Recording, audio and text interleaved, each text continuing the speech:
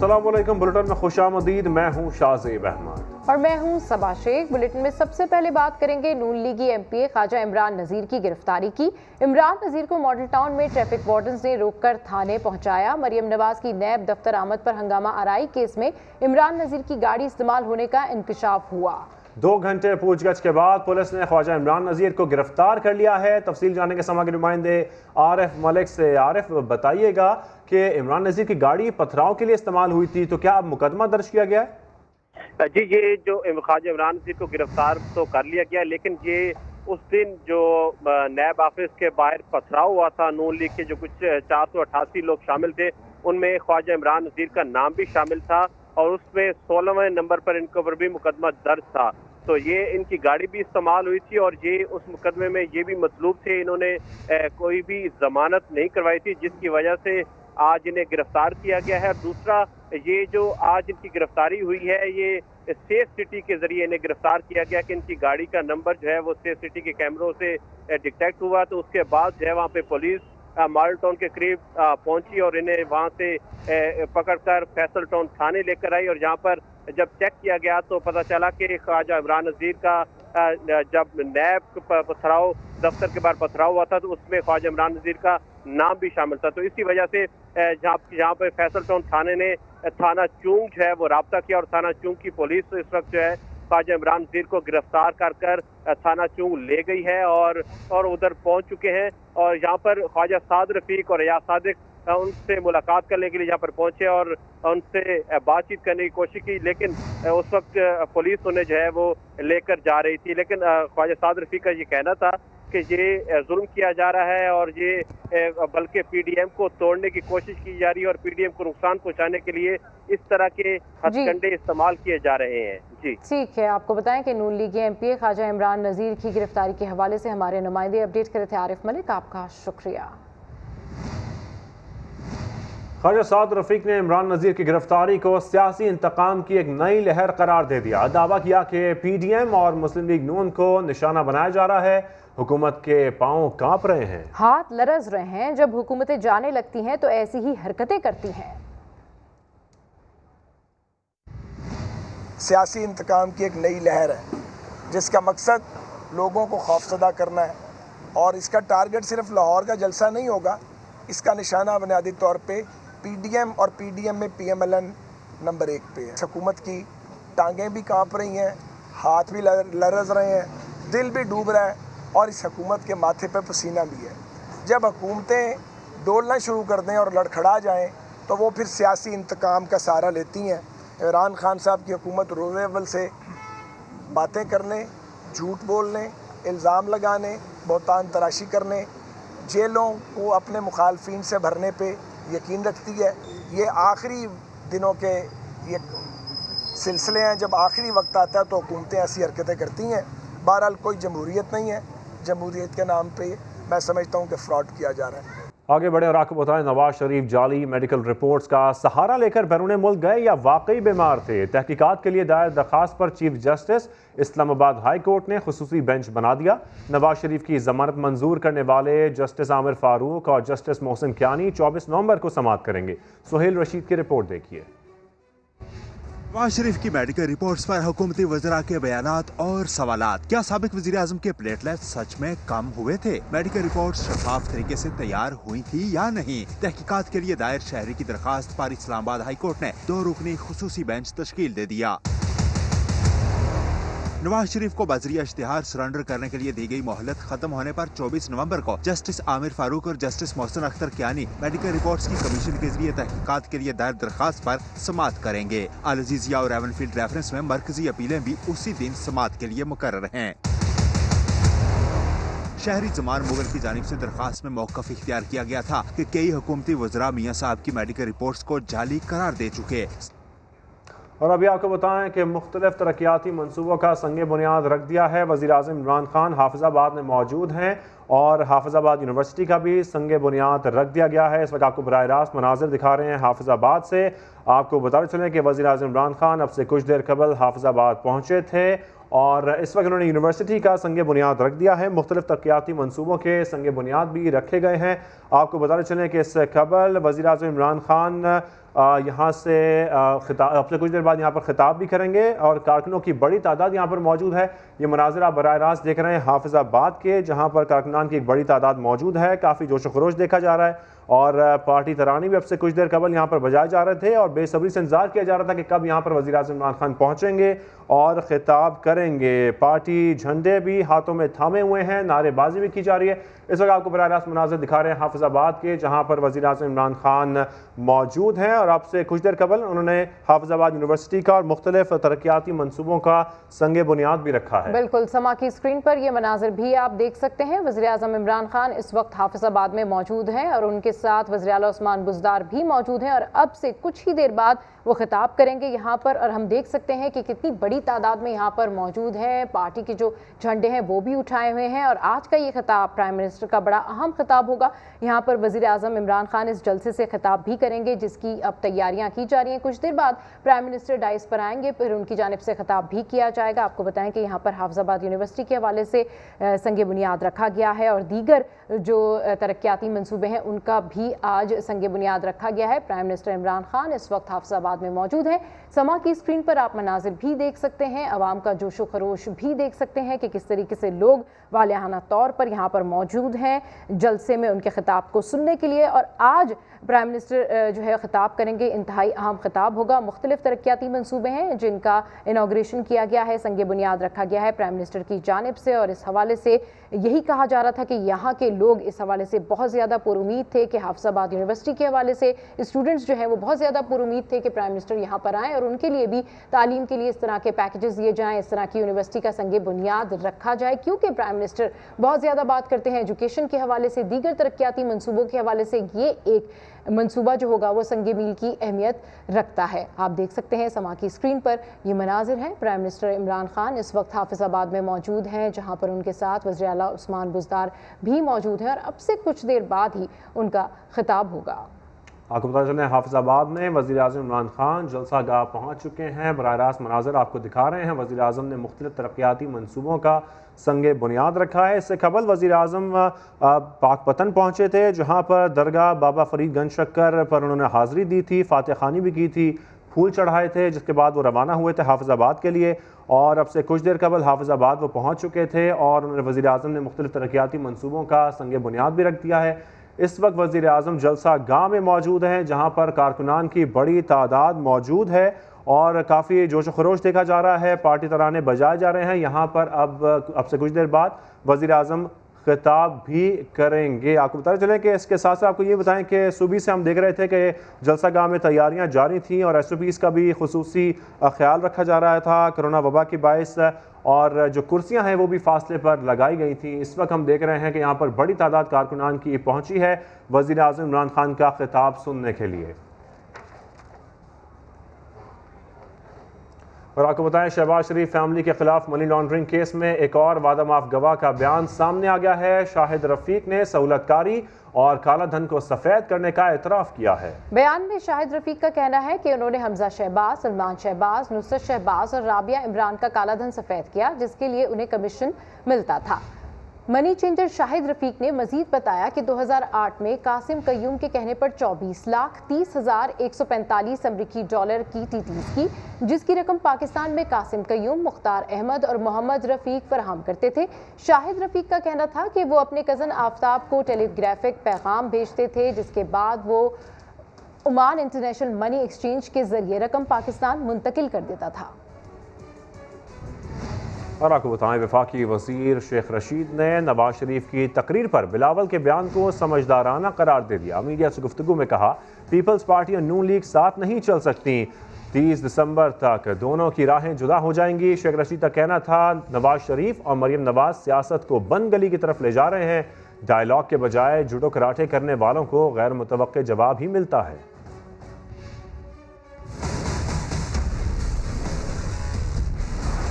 16 तारीख से नई बातें मिलना शुरू हो जाएंगी। सारी पार्टियां भरपूर इंतखाब में हिस्सा ले रही हैं गिलगित बल्तिस्तान में।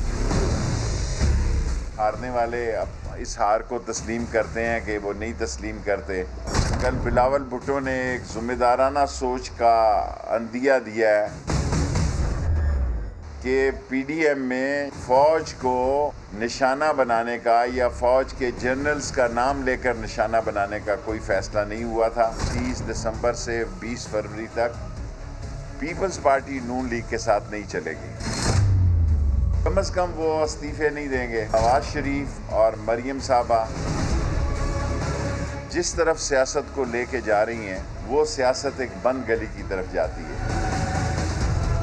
इमरान खान ने बड़ा बरमला कहा है कि नैब केसेस और एनआरओ के अलावा तमाम चीज़ों पर बातचीत और मशावरत और डायलॉग के लिए तैयार हैं। जूडो कराटे का नतीजा जो होगा वो खिलाफ तवक्के होगा। मुल्क में मार्शल लॉ नहीं आ सकता। एक ने दिसंबर का पार्टी ने टाइम दिया है, एक ने जनवरी का दिया है।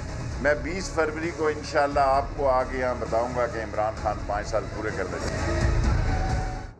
वफाकी वज़ीर इत्तला शिबली फराज कहते हैं कि नाअहल लीगी क़यादत का गिलगित बल्तिस्तान में धांधली का शोर दरअसल एतराफ़ शिकस्त है। हमेशा धांधली के जरिए कौम पर मुसल्लत रहने वालों का वावेला कारगर साबित नहीं होगा।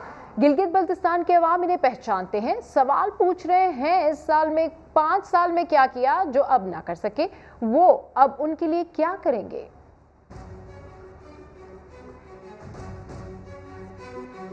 करप्शन के इल्जामात ड्रामा हैं, कोई करप्ट नहीं। जाले रहनुमा खुर्शीद शाह की एहतसाब अदालत आमद पर मीडिया से गुफ्तगू। कहा करप्शन की बातें अवाम की तवज्जो हटाने के लिए हैं। अवाम का असल मसला महंगाई और बेरोजगारी है। किसी के आने जाने से अवाम को फर्क नहीं पड़ता। फलाना करप्ट है, फलाना करप्ट है, फलाना आ जाएगा, ये करो, आओ पाकिस्तान में दाढ़ी दिखाना, ये सारे ड्रामे हैं कि लोगों की तवज्जो हट जाए, लोग आपस में बहस करें। अवाम के वोटों का मकसद ये है कि हमारे लिए ये हुकूमत कुछ रोजगार का करेगी, खाने पीने की चीजों को देखेगी। कोई भी हुकूमत जाए न जाए, सबको बैठ के सोचो कि किस तरीके से इस महंगाई के दलदल से पाकिस्तान के 90% गरीब आवाम को निकालना है। पाक जमीन पार्टी ने कराची में जलसे की तैयारी कर ली। मुस्तफा कमाल का कहना है कोई कराची को क्या पैकेज देगा, कराची पूरे पाकिस्तान को पैकेज देता है। बहुत हो गया प्रोसेशन, अब कराची को तबाही से निकालना होगा। पाकिस्तान को 3,500 अरब रुपए कमा कर ये देने वाला शहर, इसको पैकेज नहीं चाहिए, इसको इसका हक चाहिए। कराची को पैकेज, इमदादी पैकेज नहीं चाहिए। कराची पूरे पाकिस्तान को इमदाद करता है। कराची के लोगों का पसीना गिरता है तो किसी के महल बनते हैं पूरे पाकिस्तान में। हमें कोई क्या पैकेज देगा आकर, हमें कोई क्या पैकेज देगा और पैसे देगा। हम देते हैं पूरे पाकिस्तान को पैकेज। पीटीआई का कोई भी वजीर एहतसाब के खौफ से मुल्क से बाहर नहीं है। जहांगीर तरीन खुद पर आए इल्जामात का सामना करेंगे। गवर्नर पंजाब चौधरी मोहम्मद सरवर की मीडिया से गुफ्तगू। कहा ऑपोजिशन का बयानिया गैर वाज़ेह था इसलिए नाकाम हो गया। का जो बयानिया था, मैंने डे 1 से कहा था कि उनमें कंसिस्टेंसी नहीं है, उनकी आइडियोलॉजी में, उनकी सोच में क्लैरिटी नहीं है। अवाम सुनना चाहते हैं कि महंगाई को कैसे कम करना है, अवाम ये सुनना चाहते हैं कि मईशत को किस तरह बेहतर बनाना है। अवाम ये नहीं सुनना चाहते कि नहीं हुकूमत आई इसको गिरा दो। अवाम की सोच हुकूमत को तब्दील करने की ना हो तो फिर कोई उस हुकूमत को ना हटा सकता है ना गिरा सकता है। पीटीआई का कोई भी पॉलिटिशियन जो है एहतसाब से डर के बाहर नहीं बैठा है। जहांगीर तरीन साहब भी वापस आ गए हैं। कोई इसमें गिव एंड टेक वाली बात नहीं है, कोई मुसालती बात नहीं है। जो भी इशू हैं he is ready to confront them in this country. Model Ayan Ali को रिलीफ। डॉलर्स स्मगलिंग केस में इंसदाद मनी लॉन्ड्रिंग एक्ट के तहत नई इंक्वायरी की अपील इस्लामाबाद हाई कोर्ट ने मुस्तरद कर दी। इस्लामाबाद हाई कोर्ट के जस्टिस गुलाम आजम कमरानी ने कस्टम कोर्ट के फैसले के खिलाफ कस्टम हुक्काम की दरख्वास्त पर 8 सितंबर को महफूज फैसला सुना दिया। अदालत आलिया ने कस्टम की खुसूसी अदालत का फैसला बरकरार रखते हुए अपील खारिज कर दी। कस्टम हुक्काम ने इंसदाद मनी लॉन्ड्रिंग एक्ट के तहत डॉलर गर्ल के खिलाफ नई इंक्वायरी की इस्तदा की थी। मॉडल अयान अली पर $5 लाख की स्मगलिंग का इल्ज़ाम है।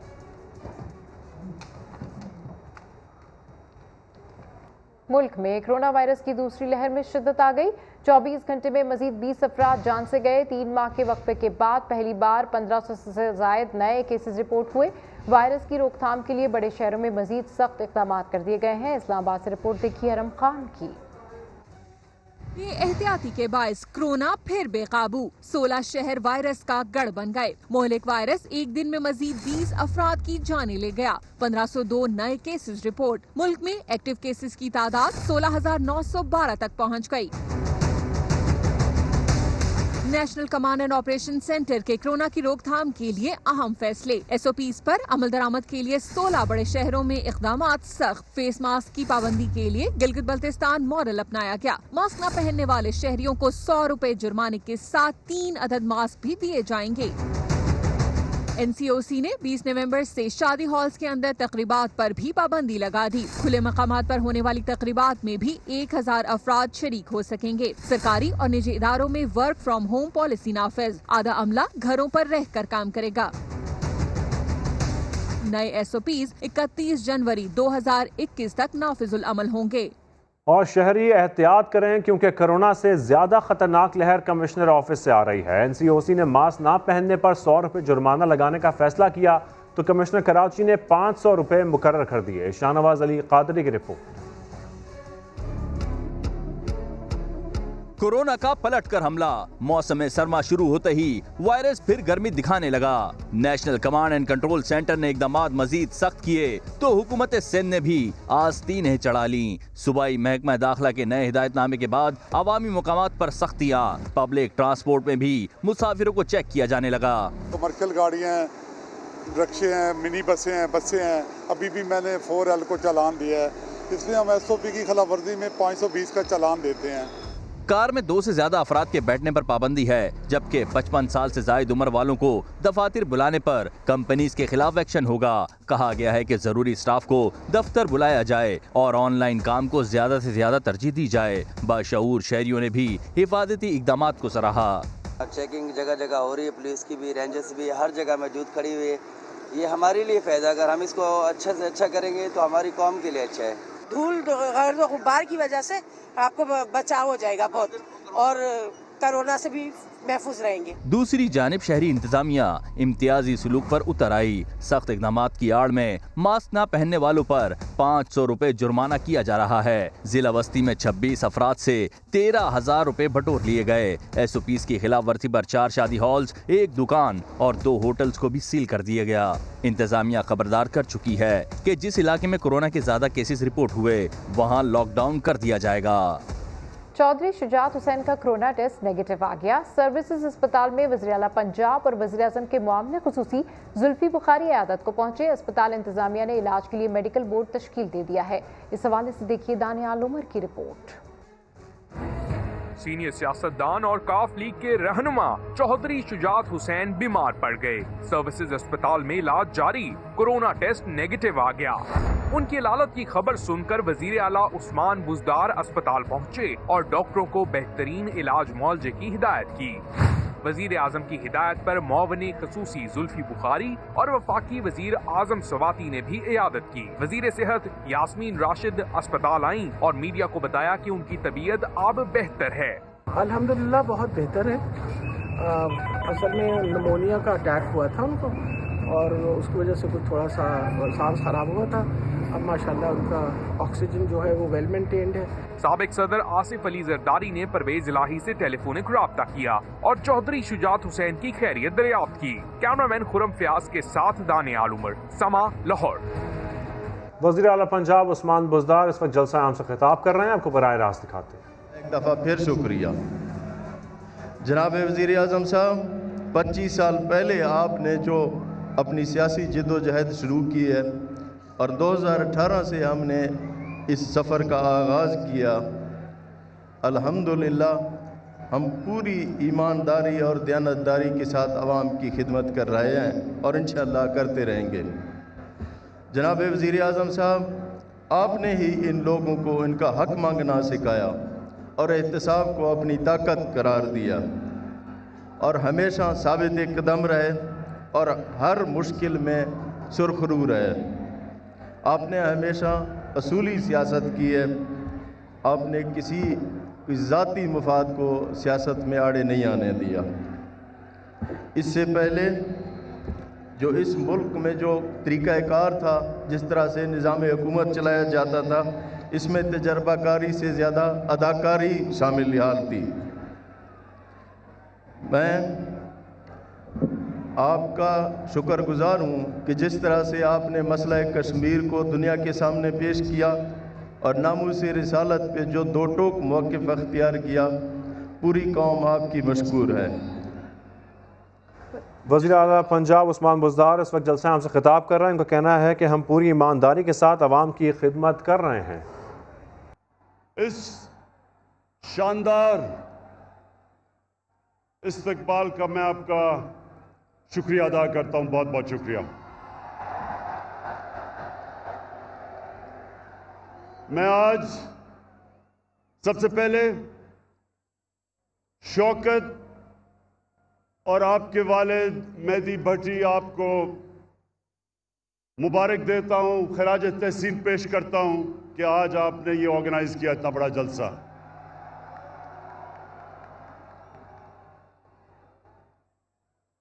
आज हमने हाफिजाबाद यूनिवर्सिटी और 400 बेड का डिस्ट्रिक्ट हॉस्पिटल बनाने का फैसला किया।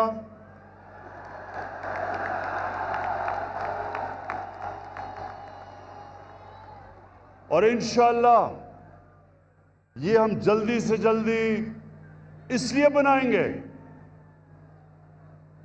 कि ये यूनिवर्सिटी भी और हॉस्पिटल भी ये आपकी ज़रूरत है और ये हमारा फ़र्ज़ है कि हम ये आपके लिए बनाएं।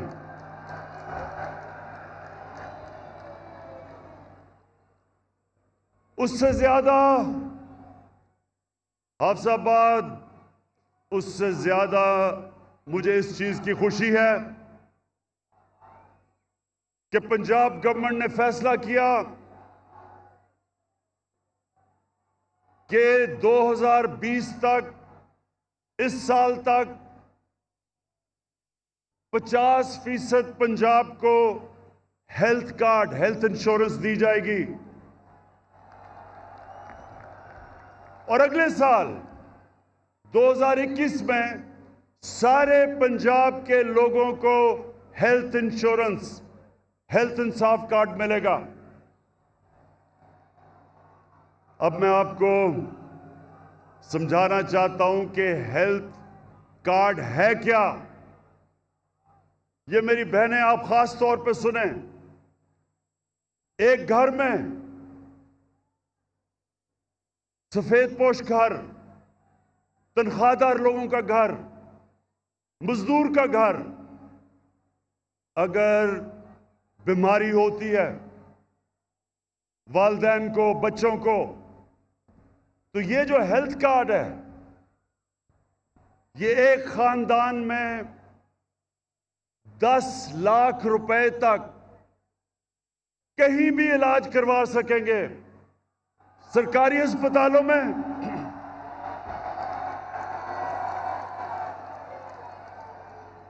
या किसी भी प्राइवेट हॉस्पिटल में। ये पहली दफा पाकिस्तान की 73 साला तारीख में एक आम आदमी को एतमाद होगा कि अगर घर में बीमारी होती और पैसे नहीं, हमारे पास हेल्थ इंश्योरेंस होगी। मैं आपको ये बता चलूं हाफिजाबाद के लोगों कि दुनिया में अमीर तरीन मुल्कों में भी इस तरह की हेल्थ इंश्योरेंस नहीं होती जो आज पाकिस्तान में हमने फैसला किया कि केपी और पंजाब में हम लेके आए।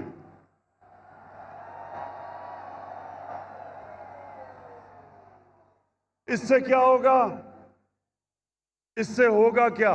इससे ये होगा कि हाफिजाबाद जैसे इलाकों के अंदर, हाफिजाबाद जैसे इलाकों में प्राइवेट हॉस्पिटल बनेंगे।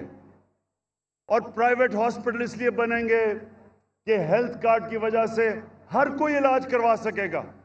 अभी सिर्फ देहातों में सिर्फ सरकारी अस्पताल हैं, क्योंकि लोगों के पास पैसा नहीं। बड़े शहरों में प्राइवेट हॉस्पिटल है। इंशाल्लाह अस्पतालों का सारे पाकिस्तान में, अभी तो खैर पंजाब में और पख्तूनख्वा में एक अस्पतालों का जाल पिच जाएगा ये हेल्थ कार्ड की वजह से। दूसरी चीज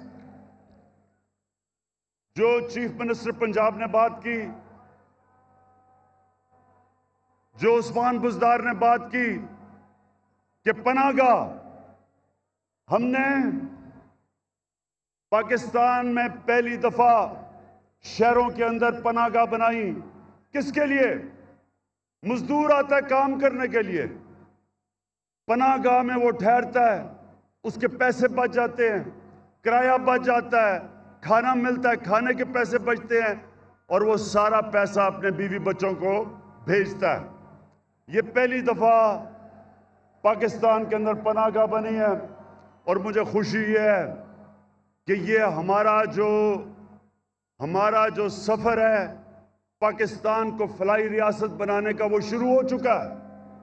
हम इंशाअल्लाह जो अगला काम करने जा रहे हैं, जो नया पाकिस्तान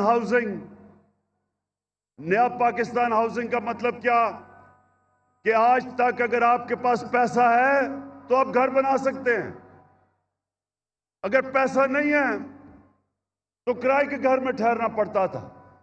अब नए पाकिस्तान हाउसिंग का जो हमारा स्कीम है, और 2 साल हमें लगे, एक अदालतों में केस था फोरक्लोजर लॉ का, वो जीतने में।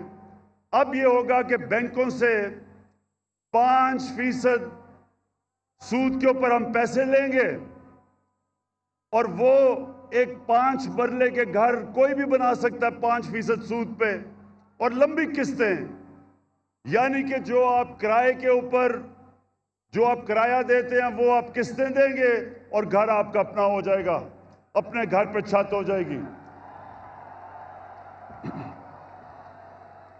ये 73 साल तारीख में इंशाल्लाह पहली दफा, बड़े लोगों ने रोटी कपड़ा और मकान की बात की, ये पहली दफा इंशाल्लाह लोगों को मकान मिलेगा। उसके बाद नौजवानों, एक तालीम का निसाब, ये भी 73 साल में पहली दफा हमारी हुकूमत कर रही है कि सारे पाकिस्तान में एक निसाब हो। ये ना हो कि उर्दू मीडियम, इंग्लिश मीडियम, दीनी मदरसे, एक निसाब हो ताकि गरीब घरों से भी बच्चे ऊपर आ सकें, डॉक्टर बन सकें, इंजीनियर बन सकें।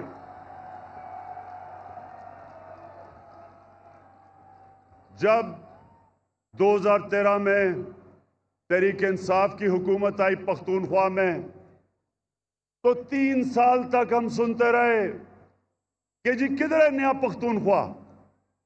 3 साल हमें सुनना पड़ा कि किधर है नया पख्तूनख्वा।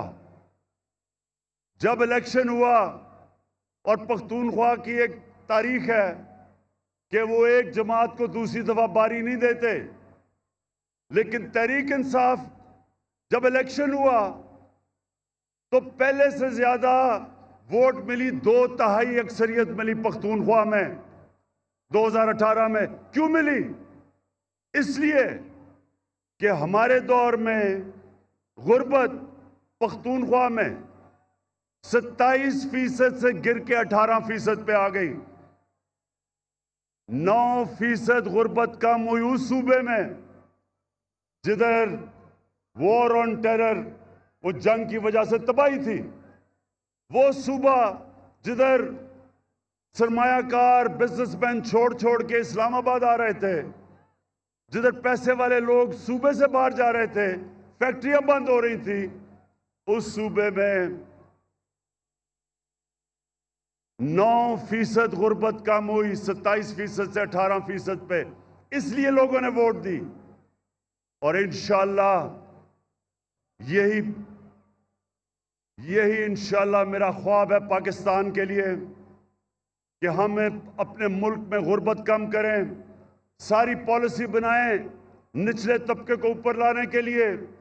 जिस तरह का हेल्थ कार्ड है, जिस तरह का तालीमी निज़ाम है, जिस तरह का अस्पतालों का निज़ाम है, जैसे जैसे नीचे से लोग ऊपर आएंगे और जैसे जैसे पाकिस्तान एक फलाई रियासत बनेगी, इंशाअल्लाह यही कौम एक अजीम कौम बनने जा रही है। और दूसरी चीज, हाफिजाबाद के लोगों, अब ये जरा गौर से सुनो। इस वक्त जो पाकिस्तान में दूसरा हमें काम करना है और कर रहे हैं, वो है कानून की बालादस्ती कायम करना। ये क्यों जरूरी है? ये हमारे नबी सल्लल्लाहु अलैहि वसल्लम ने मदीना की रियासत जब बनाई तो उन्होंने कहा कि बड़ी कौमें तबाह हुई तुम्हारे से पहले, जिधर एक कानून अमीर के लिए और दूसरा गरीब के लिए था। ये गौर से सुने, जिधर ताकतवर के लिए एक कानून और कमजोर के लिए दूसरा, उस कौम में कानून की बालादस्ती नहीं आती। जब भी एक कौम आगे बढ़ती है तो कानून की बालादस्ती आती है। कानून के सामने सब एक बराबर। इस वक्त हमारे मुल्क में ये जो सर्कस लगाई हुई है, ये जो सर्कस लगी हुई है, ये वो लोग हैं 30 साल से इन्होंने इस मुल्क को लूटा। ये अमीर तरीन हो गए और कौम को कर्जों में डुबा दिया। इनके लिए एक और कानून था, आम चोर जो भैंस चोरी करता था या जो मोटरसाइकिल चोरी करता था, उसके लिए एक और कानून था। और ये जो अरबों रुपया चोरी करके मुल्क का बाहर लेके जा रहे थे, इनको पाकिस्तान का इंसाफ का निजाम नहीं पकड़ता था। अब इनको मुश्किल पड़ गई है। पहली दफा जो केसेस नैब के अंदर इनके दौर में बने हुए थे, हमने नहीं केसेस बनाए, ये इनके दौर के केसेस थे। वो अपने दौर में तो ये एक दूसरे को पूछते नहीं थे। हमारे दौर में हमने नैब को आज़ाद छोड़ दिया है। इनके दौर में नैब इनकी गुलाम थी, हमारे दौर में आज़ाद है। अब ये सारी ब्लैकमेल इसलिए मुझे कर रहे हैं कि ये चाहते हैं कि मैं किसी तरह नैब को ख़त्म कर दूं ताकि इनकी चोरी बच जाए। हाफिजाबाद के लोगों, पहले मुझे बताओ, क्या मैं इनको छोड़ दूं?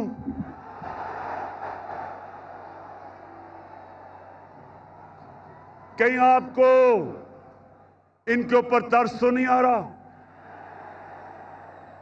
वो जब नवाज शरीफ की शक्ल आपने देखी कि जी बीमार हो गया, वो पता नहीं जिंदा भी रहेगा या नहीं।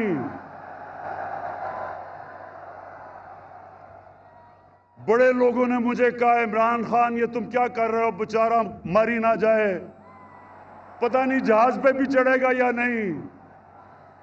हमारी कैबिनेट में भी एक दो ख्वातीन, उनके भी आंखों में आंसू आ गए इसकी शक्ल देख के।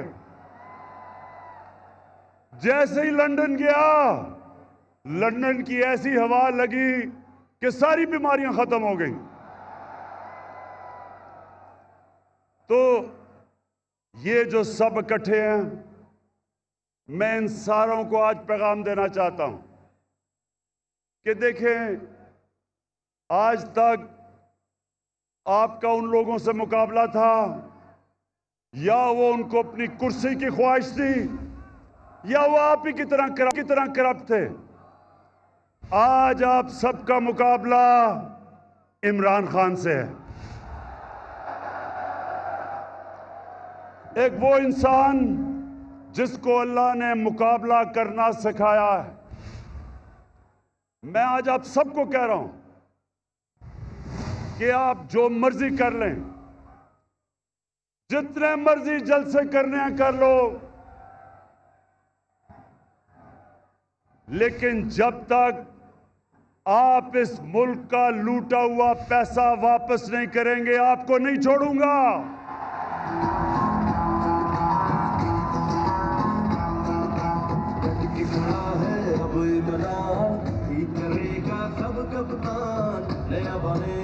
बस बस बस बस।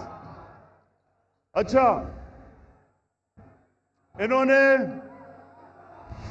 इन्होंने पहले पूरी कोशिश की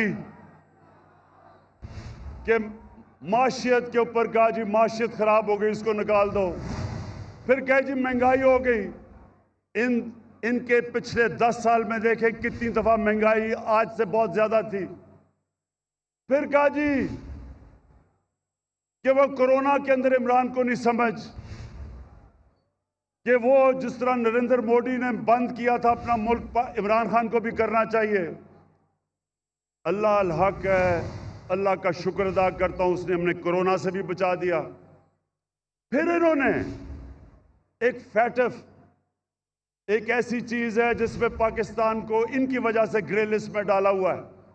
अगर पाकिस्तान ब्लैक लिस्ट हो जाता है तो हमारे ऊपर सैंक्शंस लग जाती हैं, हमारी माशियत बैठ जाती है। तो इन्होंने सोचा कि अब तो इसको ब्लैकमेल कर लेंगे कि पहले नैब को ख़त्म करो और फिर हमें फैटफ साइन करेंगे। इन्होंने मुझे नैब में 38 शिक्के हैं नैब की, उसमें से कहा 34 शिक्कों को इस तरह कर दो कि नैब ही ख़त्म हो जाए ताकि इनकी चोरी बच जाए।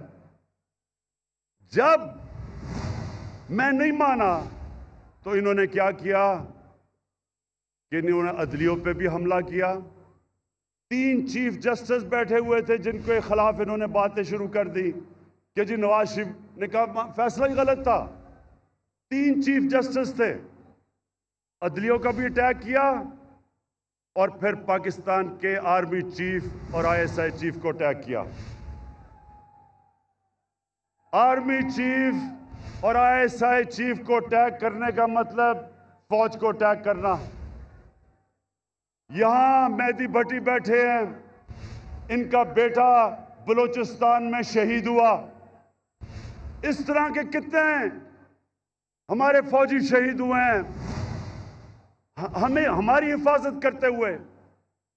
लेकिन वो आदमी बाहर लंदन में बैठ के यहां हमारी फौज के खिलाफ साजिश कैसे कि जब अब कहते हैं कि मैं आर्मी का चीफ और जो ISI का चीफ है उसको फौज बदल दे, तो क्या फौज कोई एक जमहूरी इदारा है?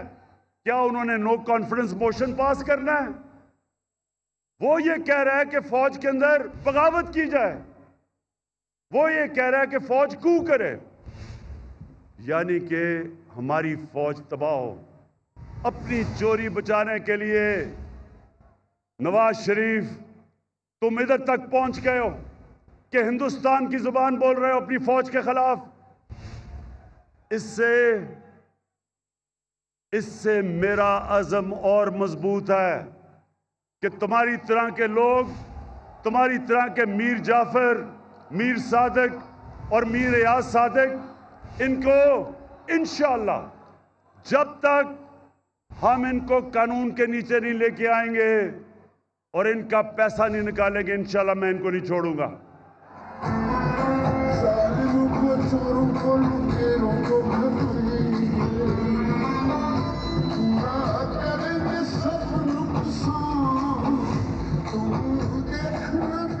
अच्छा, और ये जब सर्कस इनकी लगती है उसमें हर किस्म के लोग होते हैं। एक ऐसा आदमी है जो कि कहता है इमरान खान की वजह से इस्लाम को खतरा है। मैं उनको एक पैगाम देना चाहता हूं, और हाफिजाबाद के लोगों आप इसकी गवाही देना। आज तक पाकिस्तान की 73 साल तारीख में, हाँ मैं इसी की बात कर रहा हूं, कि डीजल ये कहता है कि इमरान की वजह से इस्लाम खतरे में है। मेरी वजह से इस्लाम खतरे में नहीं है, आपकी तरह के लोगों की वजह से इस्लाम खतरे में है। मैं आज चैलेंज करता हूं, पाकिस्तान की 73 साल तारीख में किसने आज तक अपने नबी सल्लल्लाहु अलैहि वसल्लम का, उनका जो मौक़िफ़ उनके लिए कौन इस तरह इंटरनेशनल स्टेज पे खड़ा हुआ है मेरे अलावा? चैलेंज करता हूं आपको।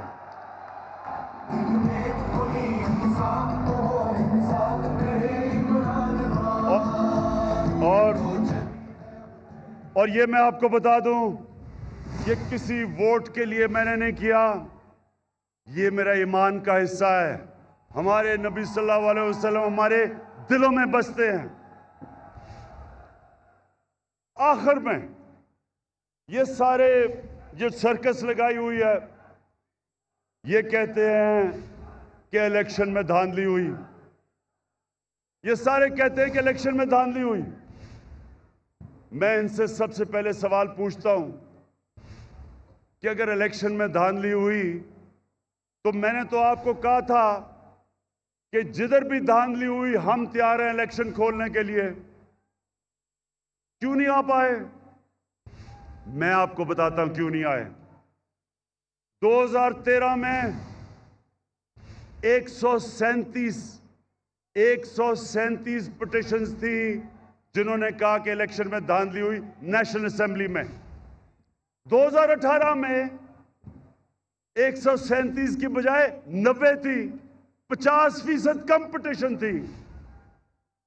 और नून लीग की सिर्फ 11 पिटिशंस थी पंजाब के अंदर, और तहरीक इंसाफ की 14 थी। तो सवाल ये मैं पूछता हूं कि अगर धांधली हुई थी तो किधर हैं आपकी पिटिशंस? क्यों नहीं आपने कहा कि धांधली हुई? इलेक्शन कमिश्नर आपका, केयर टेकर आपकी, आपने सिलेक्ट किया था केयर टेकर इलेक्शन कमीशन, तो धांधली किसने की फिर? और जब मैंने आपको कहा था हम खोलने के लिए तैयार हैं, क्यों नहीं खोला? नौजवानों, एक मेरी बात सुन लें। जब मैं क्रिकेट खेलता था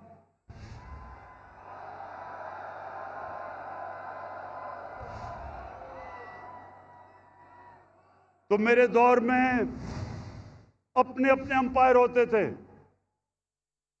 जो मुल्क होता था जिधर आप क्रिकेट खेलने जाते थे उनके अपने अंपायर थे। तो ज्यादातर जब टीमें हारती थी दूसरे मुल्क में तो वो कहती थी अंपायरों ने हमें मैच हरा दिया। तो मैं वो क्रिकेट की तारीख का 150 साल तारीख में वो पहला कप्तान था जिसने कहा कि न्यूट्रल अंपायर आने चाहिए, यानी कि अपने अंपायर नहीं होने चाहिए, दूसरे मुल्क से अंपायर मंगवाओ ताकि वो न्यूट्रल हो। और आप अगर दुनिया की क्रिकेट की तारीख उठा के देखें तो पहला कप्तान था जिसने अपने मुल्क में दुनिया की सबसे ताकतवर टीम वेस्ट इंडीज के साथ न्यूट्रल अंपायर मंगा के मैच खेला।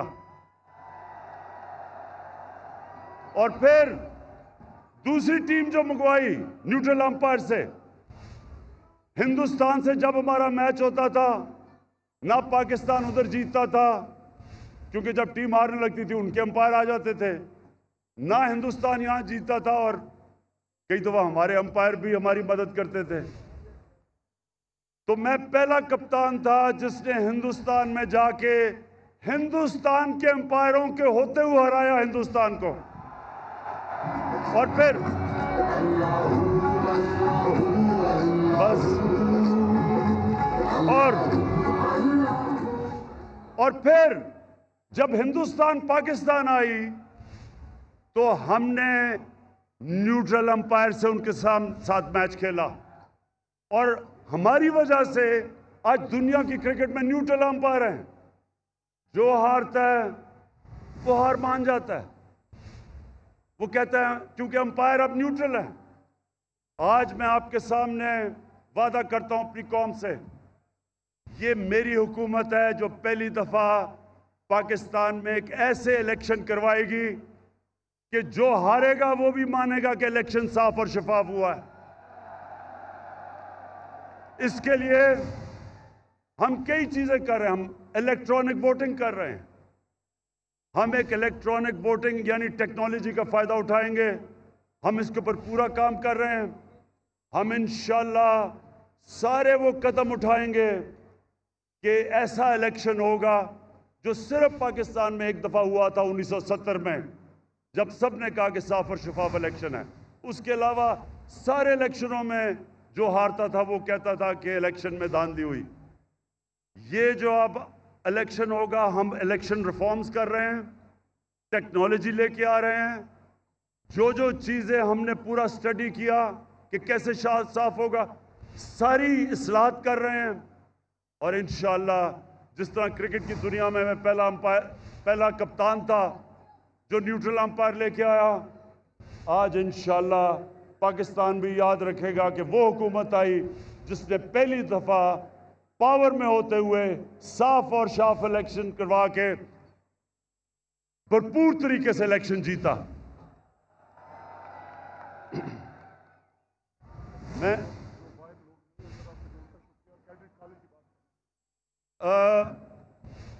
शौकत ने मुझे कहा है कि अभी लोग बहुत बाहर खड़े हैं जो अंदर नहीं आ सके, उनको भी मैं उनका शुक्रिया अदा करता हूं, खुशामदीद कहता हूं उनको।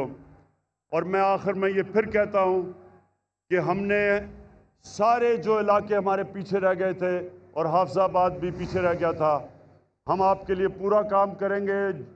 आपके लिए यूनिवर्सिटी, आपके लिए DHQ बड़ा 400 बेड का हॉस्पिटल, और इंशाल्लाह ये जो कैडेट कॉलेज चाह रहे हैं, इंशाल्लाह एक कैडेट कॉलेज के ऊपर भी हम काम शुरू करेंगे। बहुत बहुत शुक्रिया। आपको बताएं कि इस वक्त प्राइम मिनिस्टर इमरान खान हाफिजाबाद में जलसे से खिताब कर रहे हैं, जिसमें उनका कहना है कि हम आपके लिए काम करेंगे, इलेक्शन रिफॉर्म कर रहे हैं, ऐसा निज़ाम लाएंगे कि जो इलेक्शन हारेगा वो भी मानेगा। उन्होंने कहा कि धांधली का शोर मचाने वालों की सिर्फ 11 पटिशन थी। ये सारे कहते हैं इलेक्शन में धांधली हुई, तो हमने कहा था कि धांधली हुई तो बताएं, लेकिन ये नहीं आए। अभी वक्त हुआ है हेडलाइंस का।